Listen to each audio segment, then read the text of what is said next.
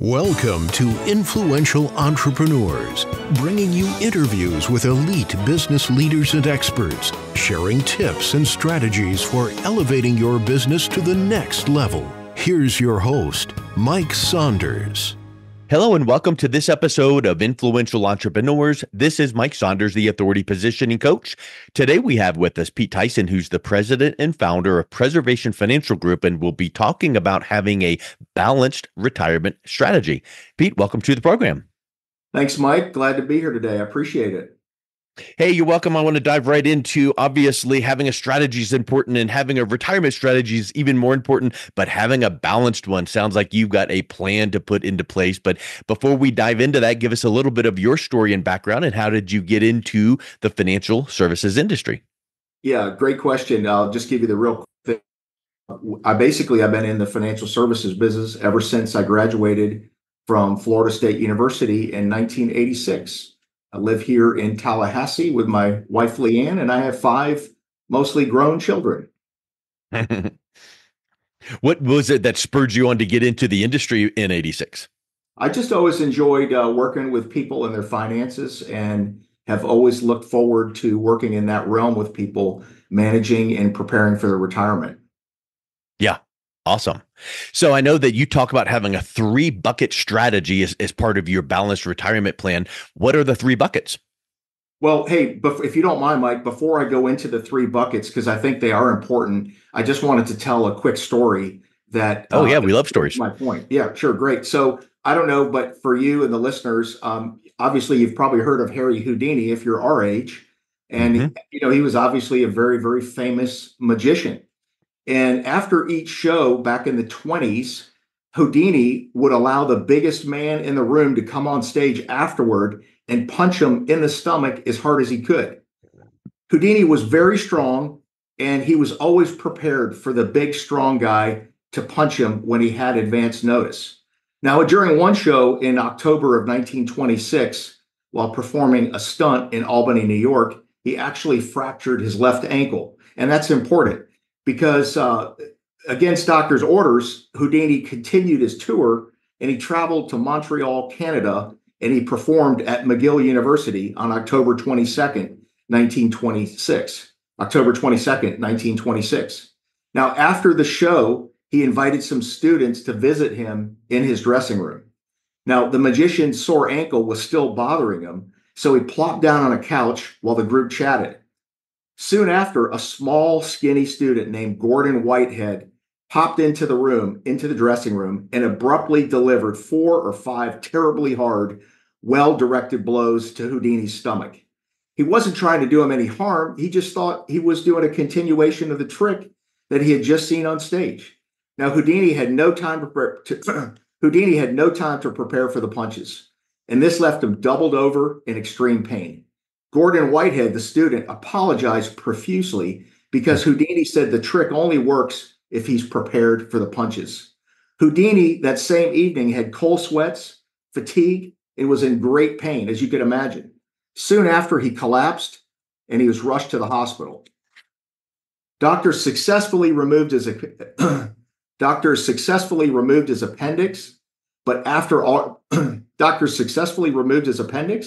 but it had already ruptured and poisoned his insides.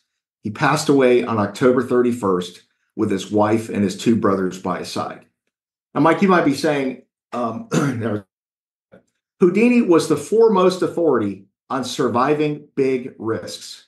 But the one thing he could not survive was this skinny little kid's punch that he was not prepared for, that he did not see coming. That took him by surprise.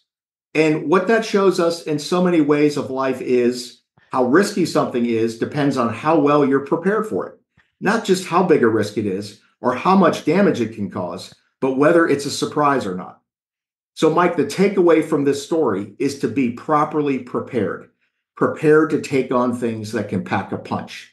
Several things for pre-retirees and retirees that can pack a stiff punch are taking too much risk in the stock market, not having a written income plan of what assets to spend first and how long they will last, and to have an understandable financial plan versus a collection of financial products similar to a junk drawer. Okay. I like the word proper that you put in there because preparation is fine. But if it's not proper preparation, it doesn't do what it is supposed to do. Kind of like the old saying when your kids take piano lessons, oh, practice makes perfect. Well, not really, because if you don't practice properly, then you're not going to become perfect. You're just going to have that same rut of wrong practice. So proper preparation for that retirement strategy, I think that is really strong.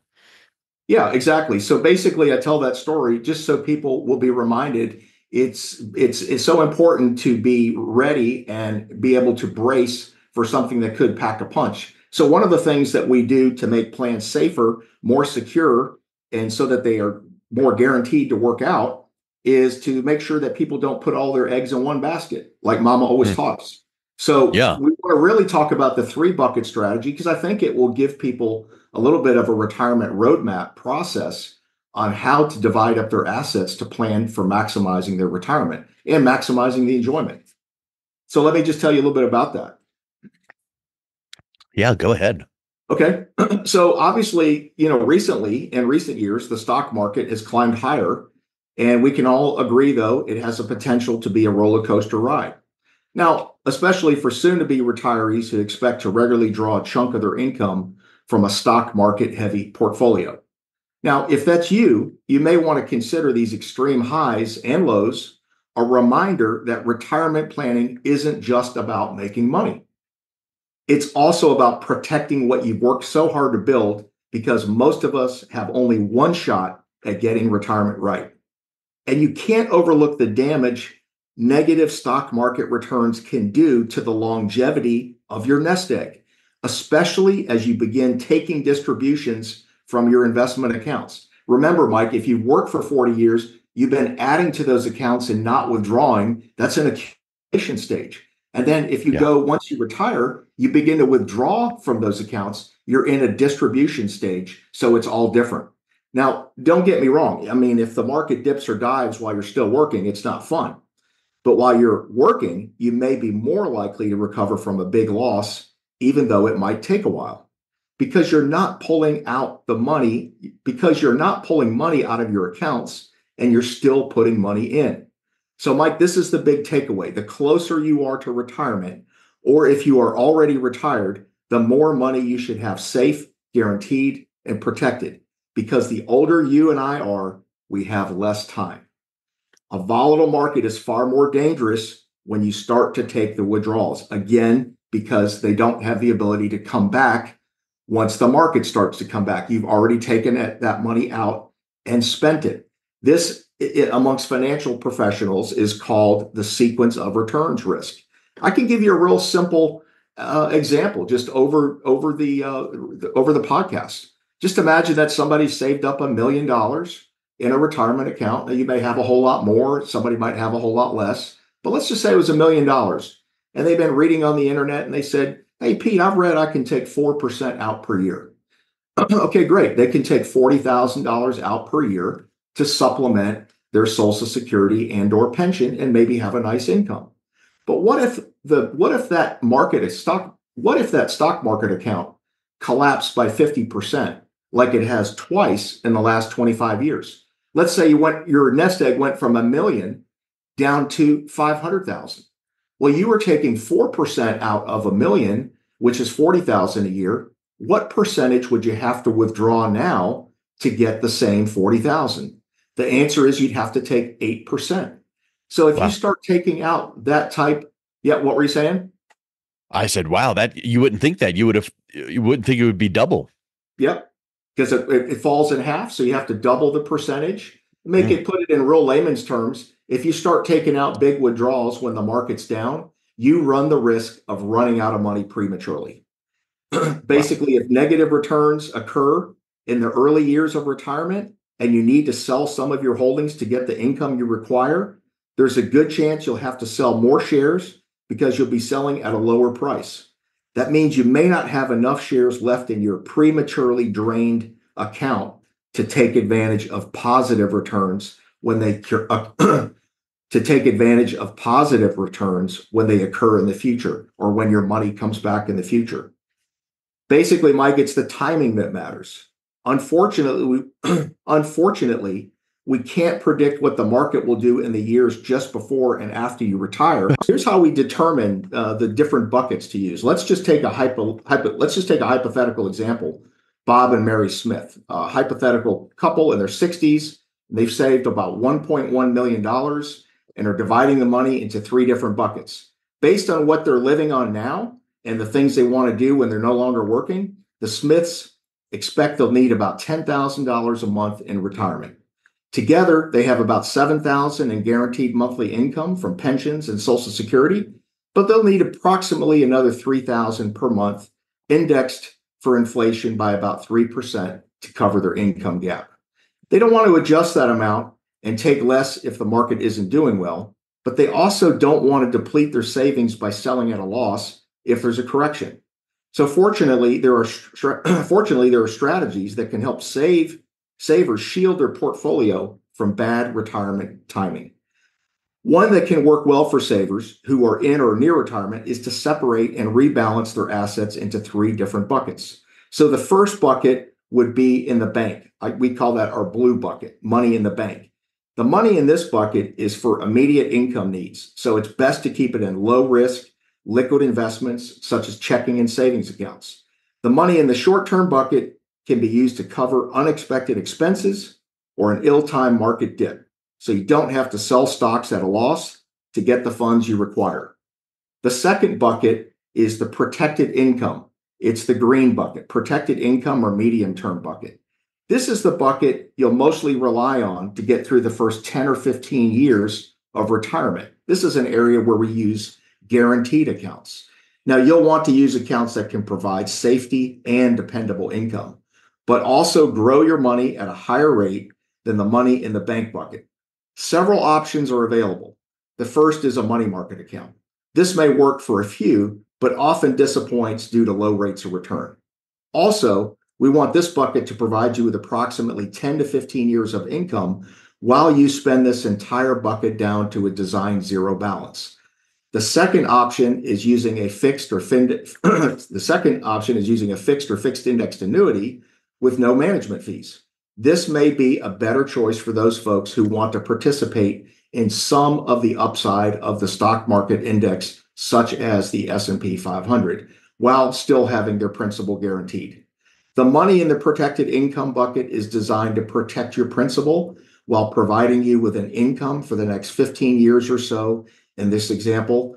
And this in turn does two main things. Number one, it helps you avoid the risk and anxiety of running out of money prematurely in retirement because the first 15 years of income are planned, because the 15 years of income are planned for.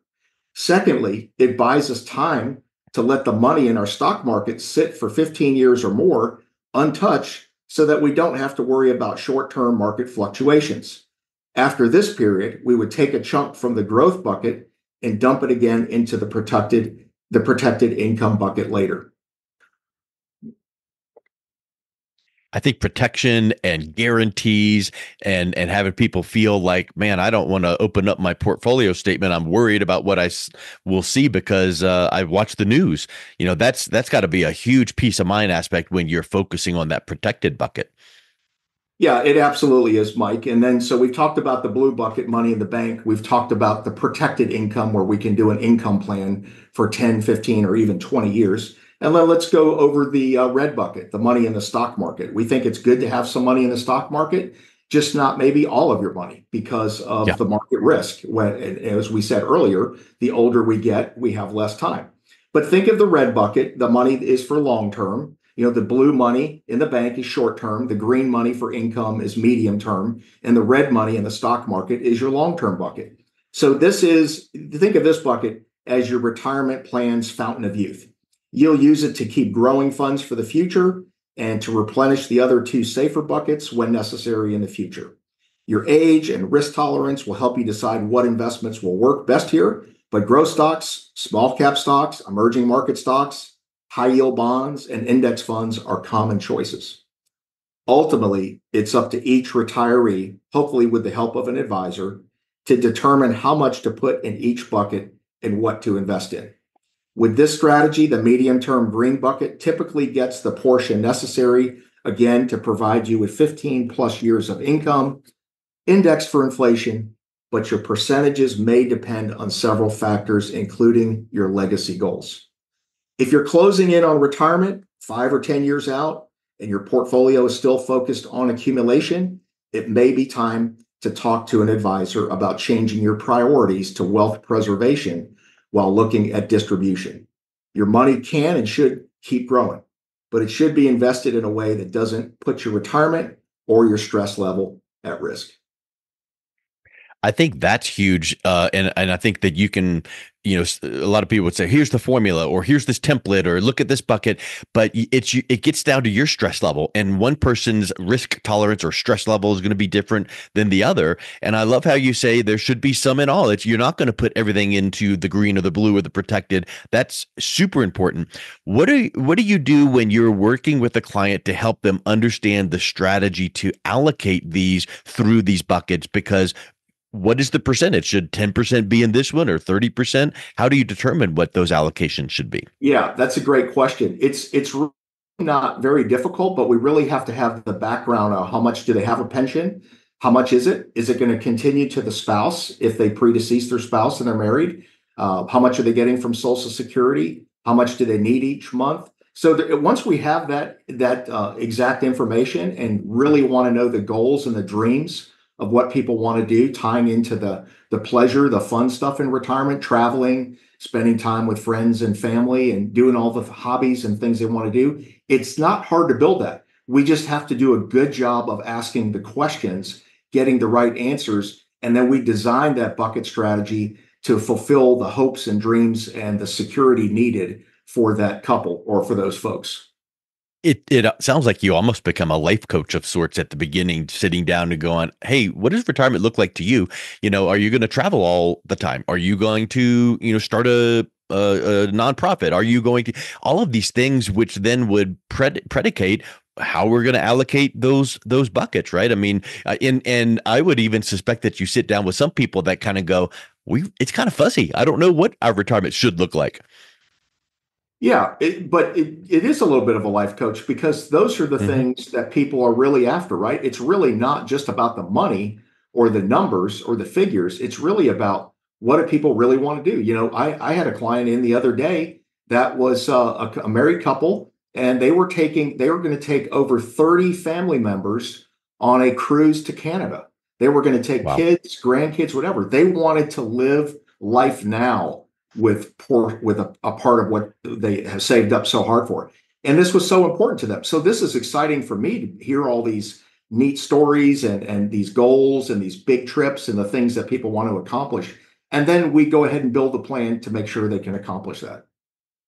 One thing you said too before is time, and that you need to have plenty of time before you need this plan to deliver results. You should not go into someone 6 months before you retire to go, "Okay, I guess I better put my retirement plan into place." You need that time ahead to let the plan develop, flourish, and to give you chances for the hiccups in life and money and inflation and taxes and the unknowns in life to kind of hit you and then have to be able to recover. So talk a little bit about, that time aspect. I think that's an important thing to keep in mind.